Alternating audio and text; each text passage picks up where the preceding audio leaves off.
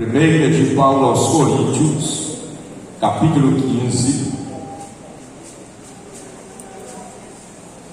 Nós vamos ler os versos 1 a 8.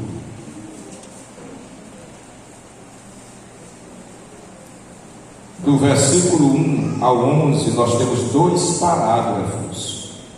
O primeiro parágrafo compreende os versos 1 e 2, e o segundo parágrafo, os versos 3 a 11. Então nós vamos ler o primeiro parágrafo e parte do segundo. Por favor, ache essa escritura e acompanhe. Também vos notifico, irmãos, o evangelho que já vos tenho anunciado, o qual também recebestes e no qual também permaneceis, pelo qual também sois salvos, se o retiverdes tal como vos tenho anunciado, se não é que crestes em vão. Porque primeiramente vos entreguei o que também recebi, que Cristo morreu por nossos pecados, segundo as Escrituras, e que foi sepultado, e que ressuscitou ao terceiro dia, segundo as Escrituras, e que foi visto por Cefas, e depois pelos 12, depois foi visto uma vez por mais de 500 irmãos, dos quais vive ainda a maior parte, mas alguns já dormem também. Depois foi visto por Tiago, depois por todos os apóstolos, e por derradeiro de todos me apareceu também a mim, como a um abortivo, ou como alguém nascido fora do tempo. Quantos podem dizer amém por essa escritura? Glória a Deus. Meus irmãos, servos e servas do Senhor, o capítulo 15 da primeira carta de Paulo aos Coríntios é um capítulo fenomenal, espetacular, lindo, porque ele é um capítulo apologético, é um capítulo de defesa a um dos pilares da fé cristã. Perceba a importância deste capítulo, porque ele é o maior capítulo de todas as epístolas. São quantas as cartas? 21.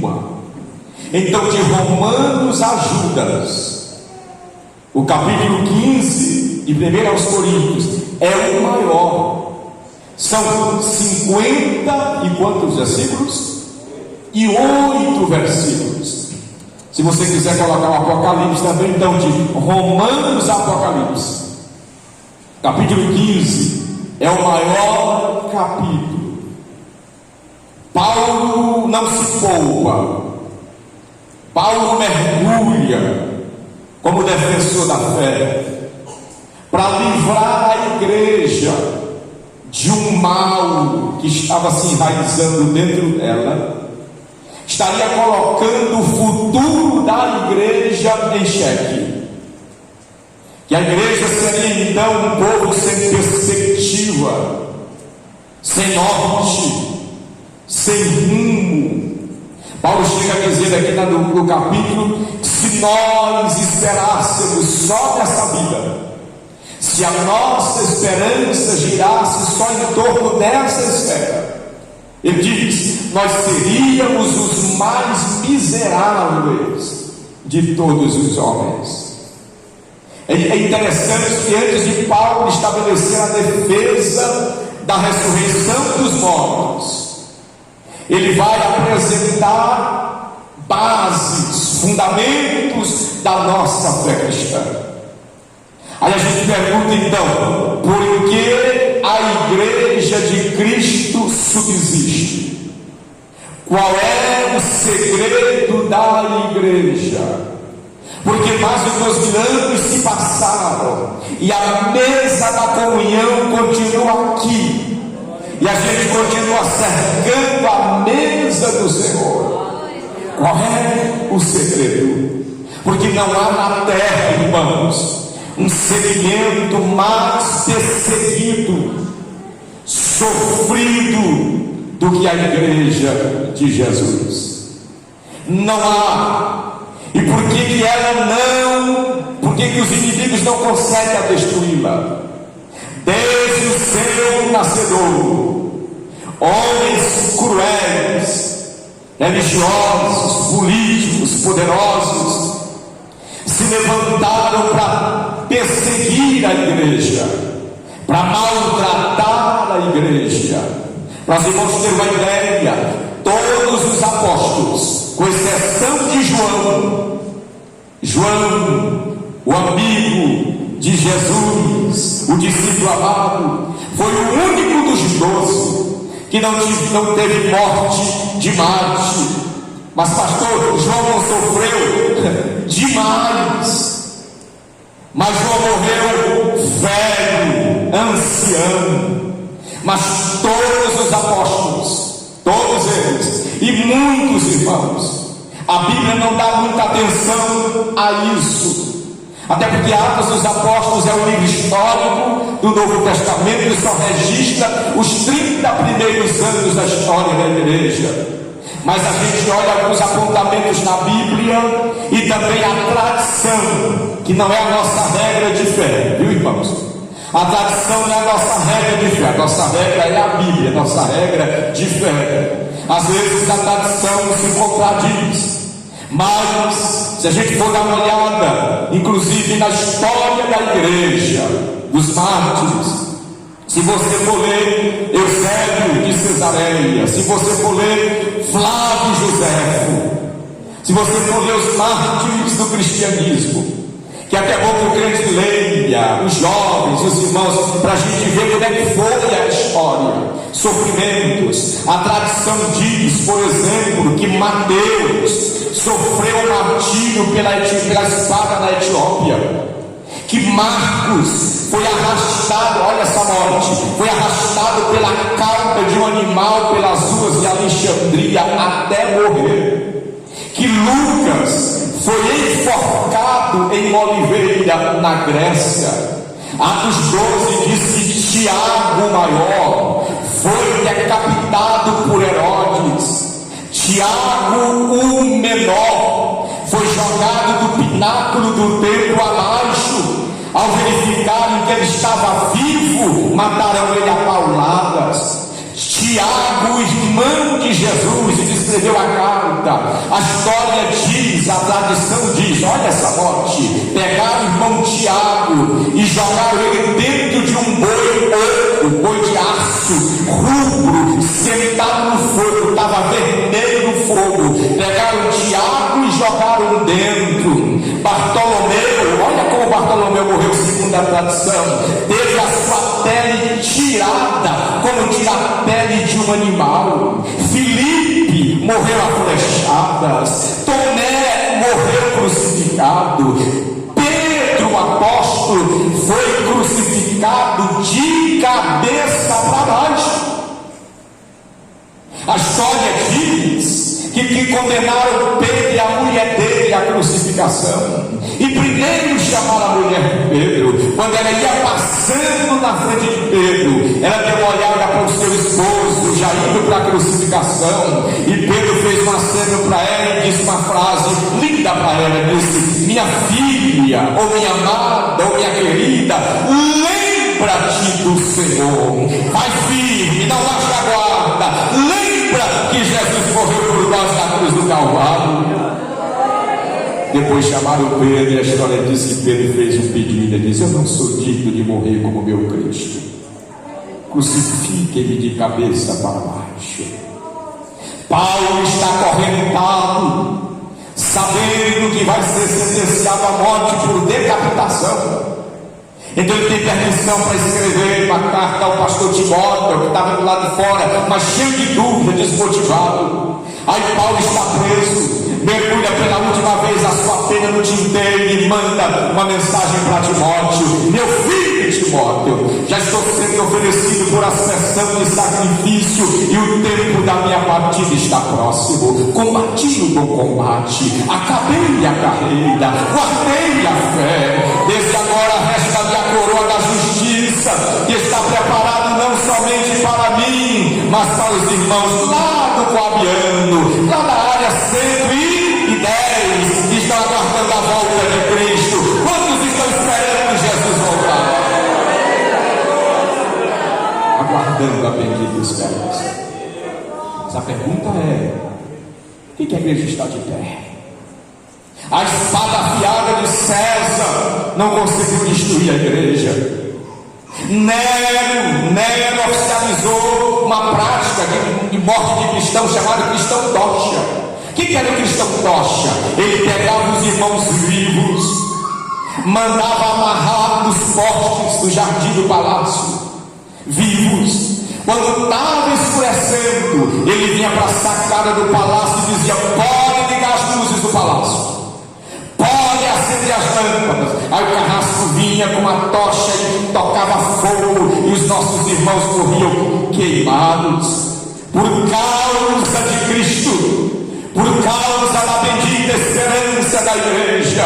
Bendito seja o nome do Senhor. Muitos irmãos foram devorados por leões ferozes, muitos foram queimados, perseguição, mas os leões ferozes não destruíram a igreja. Ela está aqui essa noite. O confisco de bens não destruiu a igreja, ela está de pé. Bendito seja o nome do Senhor. A igreja permanece de pé. Mas a pergunta para a gente responder aqui, usando Paulo, é: qual é o segredo da igreja? Meu irmão, minha irmã, não pense a igreja jamais que a igreja é amada pelo mundo. Tiremos isso da nossa mente.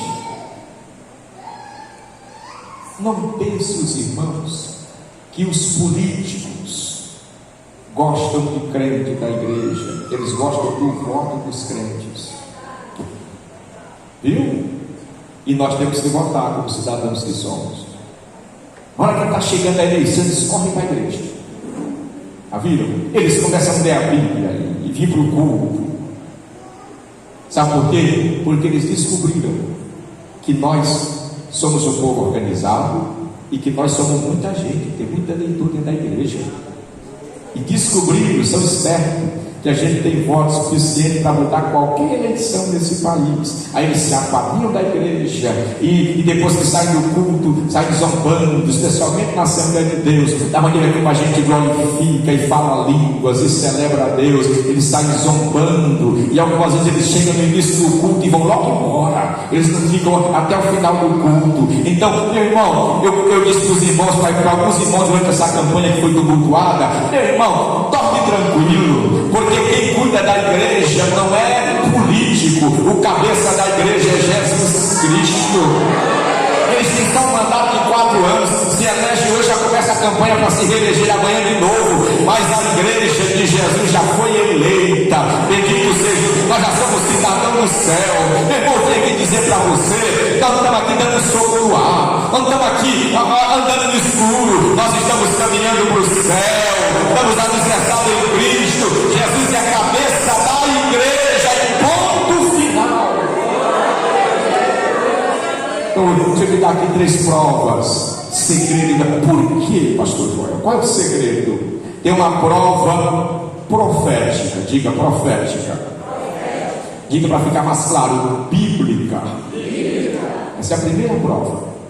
Paulo vai dizer: vou defender, vou dizer para vocês que a igreja é um povo sem norte, sem perspectiva e tem um futuro seguro. Por quê? Porque a igreja está fundamentada não em areia movediça, não naquela plantazinha sem raiz. Na hora que o sol começa a esquentar, ela murcha. As raízes da igreja são profundas, são sólidas. E onde é que está isso, pastor? Ele diz: eu vos escrevi, eu estou escrevendo para vocês o que eu recebi. E ele recebeu direto de Cristo. O que, Paulo? Nessa hora você pergunta para Paulo, não é? Eu escrevi para vocês, eu estou falando para vocês o que eu recebi. E o que tu recebeu, Paulo? Que Cristo morreu, foi sepultado e ressuscitou segundo as Escrituras. Oh, você entendeu? Você olhou o detalhe aí, Escritura? Escritura está com E maiúsculo. Esse detalhe a gente não pode perder. Está com E maiúsculo. Por quê? Porque não é qualquer escritura. Não é escritura de Sócrates, nem de Platão, nem um filósofo daquele tempo, não, senhores. Não é a escritura da escola de Hillel, nem de Shammai, que é as escolas teológicas daquela época. Não, Paulo está dizendo: a nossa fundamentação está na palavra. Quem foi que trouxe a Bíblia para o culto hoje? Deixa eu ver a sua Bíblia, faça assim com ela. Então está aqui na palavra. E a palavra é a única profecia que não se submete a juízo de ninguém. Pode acreditar na palavra. Paulo diz assim: olha, Jesus morreu, foi sepultado e ressuscitou segundo as Escrituras. Aí você diz: mas que Escrituras, pastor? Pode ter certeza, quando Paulo diz Escrituras, ele está se referindo ao Antigo Testamento. Era a Bíblia da época, não tinha o Novo Testamento ainda.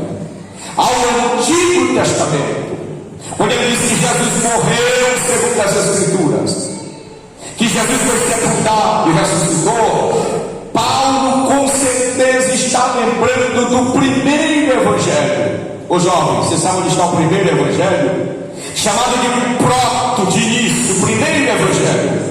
Onde é que está o primeiro Evangelho? O primeiro Evangelho é Gênesis 3,15. E o que está escrito lá? Essa é a história, naquele dia do Éden. O homem desobedece a Deus, peca e se esconde. Aí o Senhor vem ao encontro do homem. O homem desaparece, Adão e Eva se qualificam diante de Deus, que é o juiz de toda a terra. E Deus começa a sentenciar e a julgar os envolvidos. Todos foram julgados. Foi julgado a serpente, o animal. Foi julgado o diabo que se personificou na serpente. Foi julgado a mulher. Foi julgado o homem. Mas quando tudo parecia estar perdido, Jeová abre a boca e grita no Éden: fiquem tranquilos, fiquem calmos, porque eu vou fazer nascer da semente da mulher um que vai esmagar a cabeça da serpente. Fica estabelecido aqui agora que a serpente vai picar o calcanhar da semente da mulher, mas ele vai esmagar a cabeça da serpente. Quando foi que isso aconteceu, pastor? Aconteceu na cruz e teve o seu final domingo pela manhã bem cedo. Como foi que a serpente picou o calcanhar da semente da mulher quando Jesus morreu? Mas quando foi que a semente da mulher esmagou a cabeça da serpente? Oh meu irmão, às vezes eu estou em algum lugar, aí fico olhando a pregador famoso, ou cantor, na praça, na cruzada, no congresso, dizendo para os irmãos esmagar a cabeça da serpente. Aí os irmãos ficam vendo os irmãos. Aí os irmãos ficam pulando lá no ginásio ou na praça. Isso, irmão, vai, esmaga. E bom, meu irmão, não tem um ser que teve essa qualificação. Só Jesus Cristo. E esse ato já aconteceu. Quando Jesus abriu a boca na cruz, às 3 horas da tarde, bradou: Pai, está tudo consumado. Nas tuas mãos entrego o meu espírito. E domingo pela manhã bem cedo, ele venceu as ânsias da morte, do inferno, e disse: todo o poder é me dado no céu e na terra. Bendito seja o nome do Senhor. Meu irmão, pode ter certeza, quando Paulo diz que Jesus morreu segundo as Escrituras, ele está lembrando do Cordeiro da Páscoa.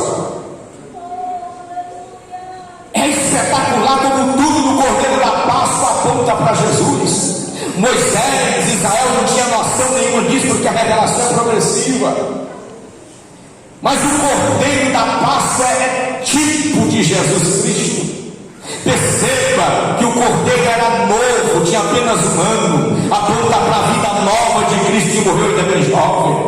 Perceba que o Cordeiro era preso no 10º dia e morto no 14º. Por que não no mesmo dia? Porque tinha que ser inspecionado. Durante esse dia, o sacerdócio ia inspecionar. Não podia ter nenhuma pata quebrada, nem um olho vazado, não tinha que ter nenhuma mancha. Jesus Cristo foi inspecionado por todos os homens. Alguém abriu a boca e disse: nunca vi ninguém falar como ele. Outro disse: a boca dele não tem engano. Pilatos disse: não vejo nele crime algum. Todas as vezes que as pessoas estão dizendo: não vejo nele crime algum, não tem engano na sua boca, é a ordem: pode matar, porque o Cordeiro está pronto para morrer. Bendito seja o nome do Senhor. O Cordeiro tem que ser morto à tarde. Jesus foi morto à tarde. O Cordeiro tem que ser morto por toda a nação de Israel. Assim também foi Jesus morto. A carne do Cordeiro tinha que ser comida. Jesus disse: a minha carne verdadeiramente é comida.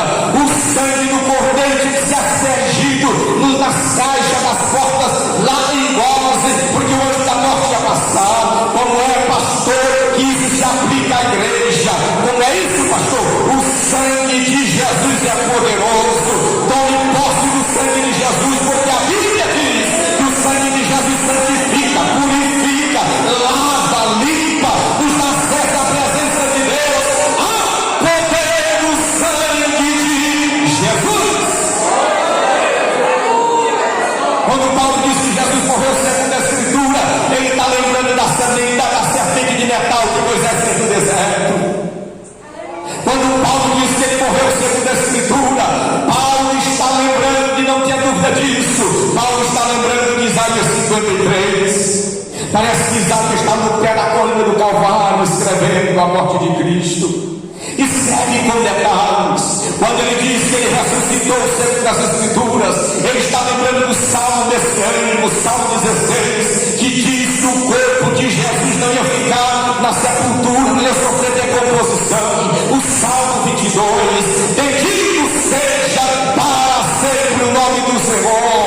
Eu costumo dizer, meu irmão, e você vai concordar comigo, nós não temos razões. Crente salvo da pessoa bendita de Cristo é no ministrando. Crente que anda andando, caminhando, olhando para o pé. Meu irmão, estou lindo. Crente que vem para o culto, diz que vai adorar a Deus, e quando ele chega no culto, joga a cabeça por cima do pescoço e fica lá o tempo todo com a mão no queixo, os braços cruzados, boca fechada, desanimado. Ainda tem irmãos, ainda bem que aqui não teve esse tipo, que ele chega no culto e bota a cabeça no ombro do vizinho. Aí mais as irmãs, né? E a irmã diz assim: pô, Roberto, algum problema contigo? Tu vai te dar mal aqui. Não vai dar para você dormir aqui no meu ombro, porque eu vim aqui para adorar a Deus. Eu vou jogar minha mão para o céu, vou bater palma, eu vou sorrir, eu vou cantar. Então, minha irmã, acorda! Eu não gosto de ver crente andar lamuriando, reclamando, queixumando.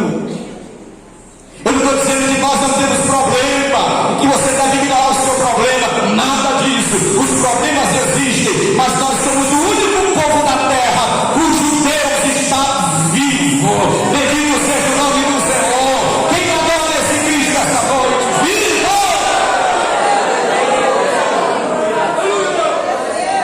Cada ponto desse é um sermão de 1 hora. Mas é 3 pontos. Um já foi. A prova bíblica, profética.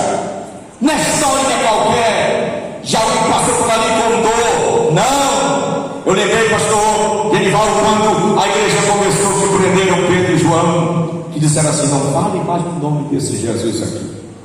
Aí Pedro disse assim: olha, irmão João, vamos deixar eles resolverem isso aí. Respondam para a gente aí, Sinédrio, o que é mais importante, obedecer a Deus ou aos homens? Nós não vamos deixar de falar daquele que temos visto e ouvido. Mandaram ele sair da sala porque a reunião estava quente. E houve um consenso no Sinédrio: que vamos fazer com eles? vamos matá-los. Vamos matá-los.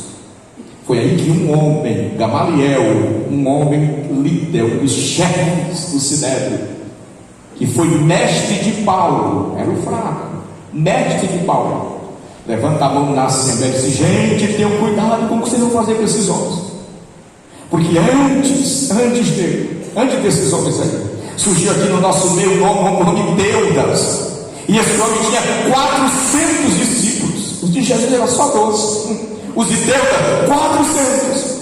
Ele disse: olha, Teudas se apareceu, os 400 discípulos deles também foram embora. Depois dele veio um tal de Judas, o Galileu, no tempo do alistamento, e juntou um bocado de gente após ele, e o movimento dele também se acabou. Então deixa esses homens aí em paz, porque se esse negócio deles aí é de Deus, não vai se acabar. Se for de homem, vai desaparecer. Não era de homens, Gamaliel, era de Deus. Essa história é de Deus. Bendito seja o Senhor. Aleluia. Base número 2, que é a penúltima. Número 1, bíblica. Número 2, histórica. Porque tem gente que zomba da Bíblia, debocha da Bíblia, esse negócio de Bíblia, ok, mas a história, porque a história é dividida em AC e DC, todo mundo sabe disso, antes de Cristo e depois de Cristo, é história. E onde é que está a história aqui, pastor? Que é bíblica e histórica. Jesus ressuscitou.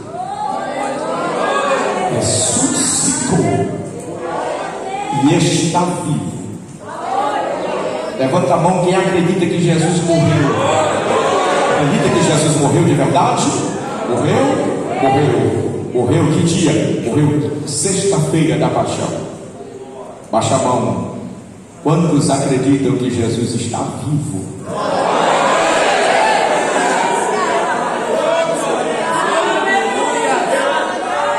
Quando eu comecei, ainda bem jovem, querer pregar, eu olhava assim para mim e eu não conseguia entender por que Jesus, depois que ressuscitou domingo, ele teve que ficar ainda 40 dias na terra.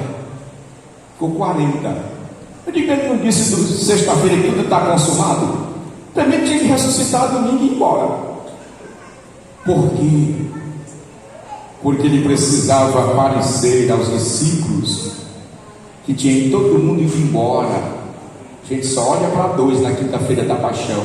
Um que traiu foi Judas e um que negou, Pedro. Mas a Bíblia diz que os demais foram embora. E Jesus começa a aparecer. Há pelo menos 12 aparições. 12, meus irmãos. 12 que a Bíblia registra. 12. No espaço de 40 dias. Não dá para falar que as 12. Dá para citar algumas delas. Ele apareceu. Lucas, escrevendo a sua segunda obra, Atos, diz que ele apareceu vivo, com muitas provas incontestáveis. Filho, dá com a notícia boa que crente gosta, crente salvo. Nenhuma religião do mundo, nenhuma, defende a ressurreição do seu Cristo. Nenhuma religião defende que o seu fundador está morto.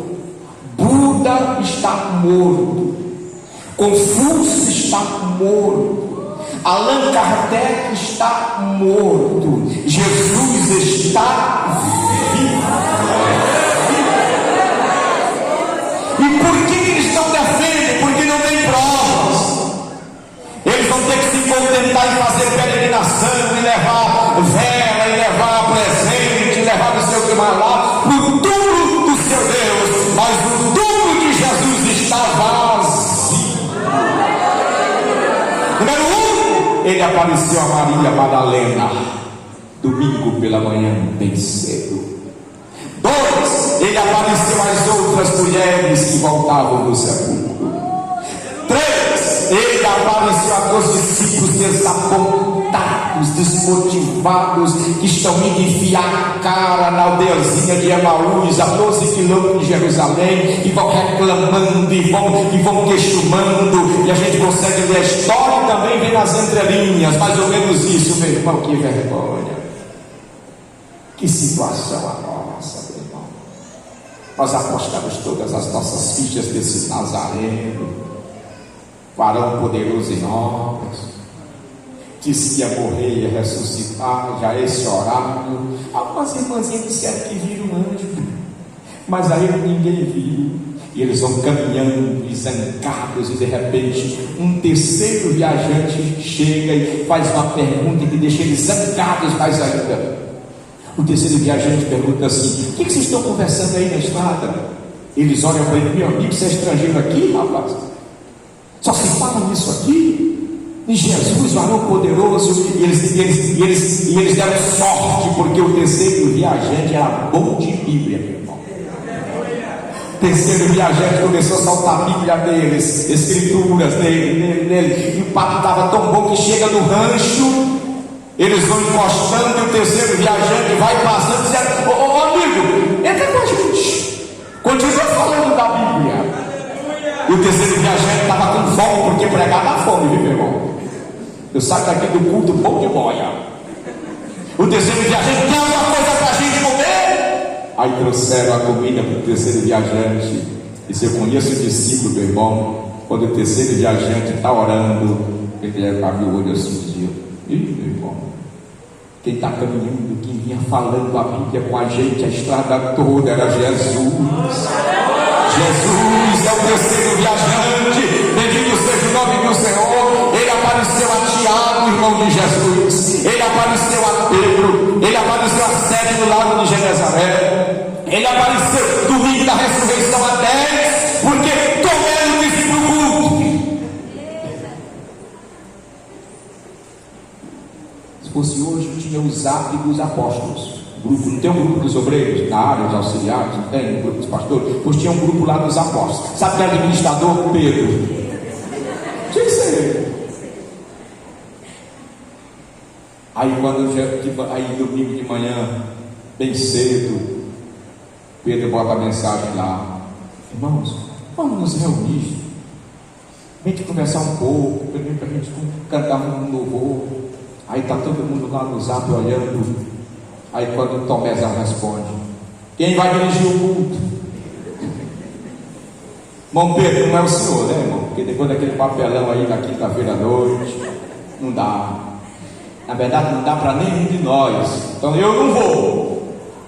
Aí vieram 10. Eles estão sentados, trancados e mudos. Quando de repente quem chega, quem entra? Jesus. Pai seja convosco. Eles eram fantasma. Aí Jesus disse: não, apalpai-me, veja que o Espírito não tem carne nem osso, sou eu, estou vivo. Eu gosto de pensar, se fosse hoje, eles tinham saído daquele culto cantando: porque ele vive. Vão passando na casa de Tomé. Tomé deve ter colocado a cara na porta da janela e disse assim: o que é isso aí, meu irmão? O que foi? Ô irmão Tomé, você perdeu o melhor culto da história. Como assim, meu irmão? Foi o melhor culto. Quem pregou, meu irmão? Você nem imagina. Jesus dirigiu o culto. Jesus está comigo. Eu não acredito. Assim, cara, Tomé, eu não acredito. Eu só acredito que ele ressuscitou se eu magoar as feridas. Discípulo mau. Quero pegar o meu dedo indicador e quero meter na mão, nos pés, e os cinco eu quero enfiar no lado. Tá bom também. Vamos aguardar uma oportunidade. Domingo seguinte eles estão reunidos de novo. E se eu conheço o discípulo, também está lá atrás, meio sem graça, trancados. Aí Jesus chega de novo e: a paz do Senhor, paz seja convosco. Aí também você ideia. Ô senhor Tomé, por favor, vem à frente. Chegue mais perto. Agora que está com uma semana, estão fresquinhas aqui as feridas. pode magoar. Olha aqui o lado, pode magoar. Aí Tomé se joga nos pés do Senhor e diz: Senhor meu e Deus meu. Aí Jesus diz: porque você me viu, você creu. Bem-aventurados irmãos lá de São Luís do Maranhão, que nunca me viram e creram.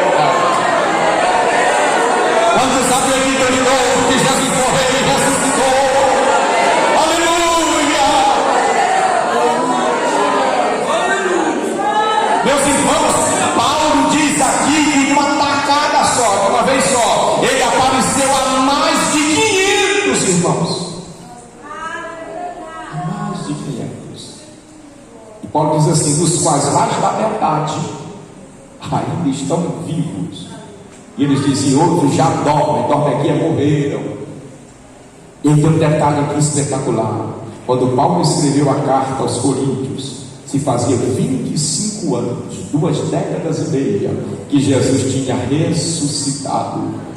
25 anos depois, ainda tinha pelo menos 250 crentes em algum lugar dizendo: eu vi, eu toquei nele, eu comi com ele, eu bebi com ele, eu ouvi ele de perto. Jesus está vivo, bendito seja para sempre o nome do Senhor. Qual a primeira base? A Escritura. Qual a segunda base? A história.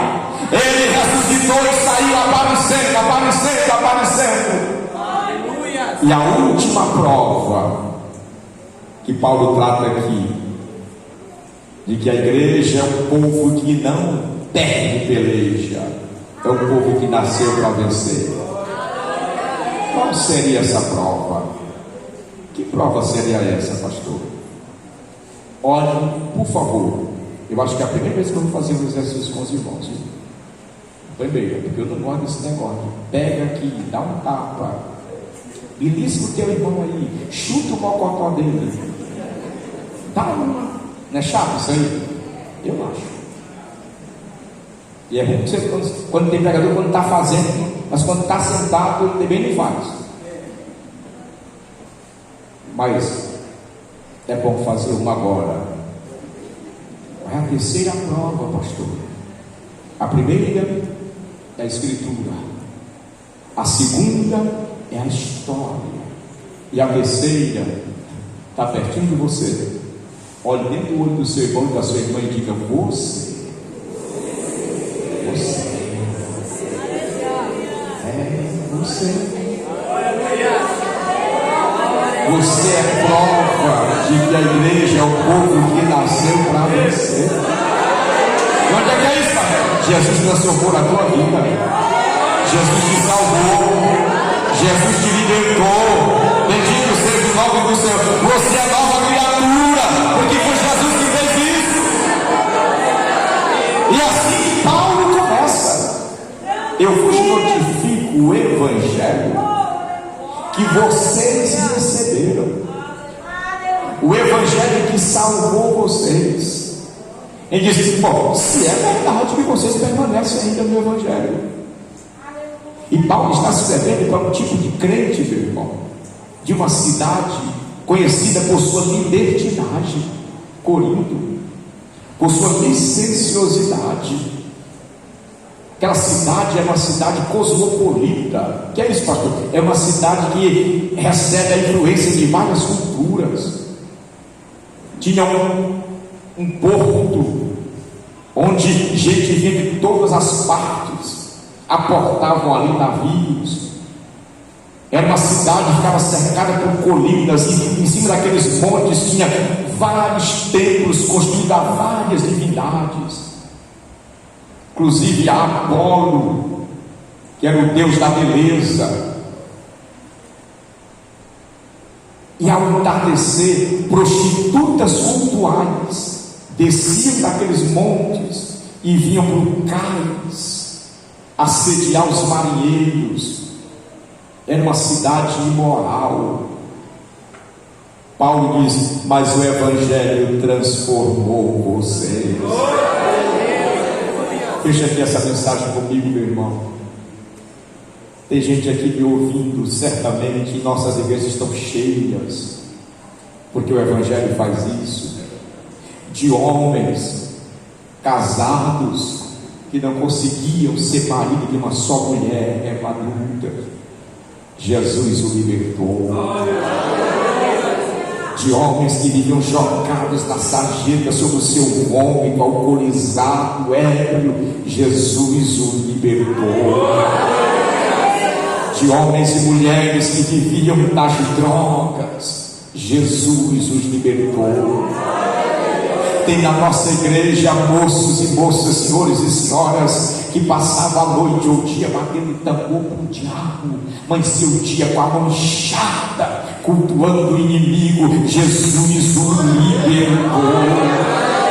Temos nas nossas igrejas gente que era idólatra, Jesus o libertou.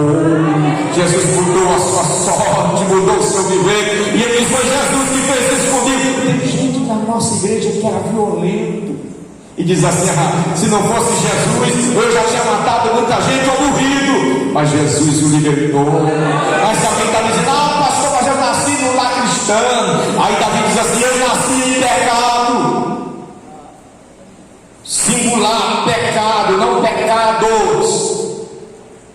E em pecado me concedeu minha mãe. Ele não está dizendo que ele é fruto de adultério. Ele está dizendo: eu sou carnal. Eu nasci com a síndrome, com vírus do pecado, natureza caída, e minha mãe também. Então até os filhos de crente já nasceram com a natureza carnal. Mas Jesus libertou, mas Jesus santificou, mas o Espírito Santo passou a morar. Bendito seja o nome do Senhor. Meu irmão, levanta a tua cabeça espiritual, olhe para o céu, porque você está firmado em raízes sólidas. Bendito seja o nome do Senhor. Fica em pé dando glória a Deus, igreja. Fica em pé dando glória a Deus. Oh, glória a Deus. Ah, que coisa linda, irmãos.